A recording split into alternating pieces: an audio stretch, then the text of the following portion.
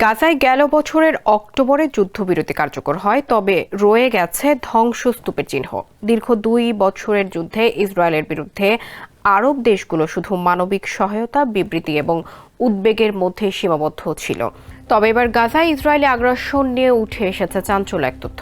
গাজায় চলমান যুদ্ধের পুরো সময় জুড়ে ইসরায়েলকে সরাসরি সামরিক, গোয়েন্দা ও লজিস্টিক সহায়তা দিতে লোহিত সাগরে নিজেদের সামরিক ঘাঁটি ব্যবহারের একটি প্রস্তাব দিয়েছিল সংযুক্ত আরব আমিরাত সরকার।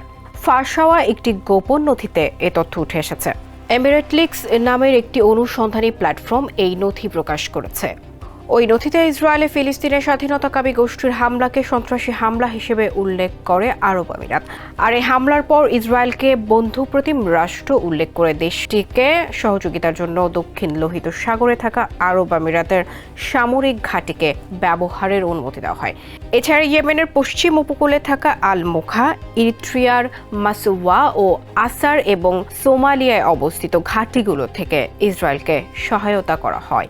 নথিতে আরও বলা হয়, ফিলিস্তিনের স্বাধীনতাকামী গোষ্ঠীর বিরুদ্ধে যুদ্ধের ইসরায়েলকে শক্তিশালী করা এবং তাদেরকে পরাজিত না করা পর্যন্ত এই সহায়তা অব্যাহত রাখা প্রয়োজন। এরই সঙ্গে দুই দেশের মধ্যে সামাজিক সংহতি বাড়াতে তথাকথিত কমিউনিটি উদ্যোগ চালু রাখার কথাও বলা হয়েছে।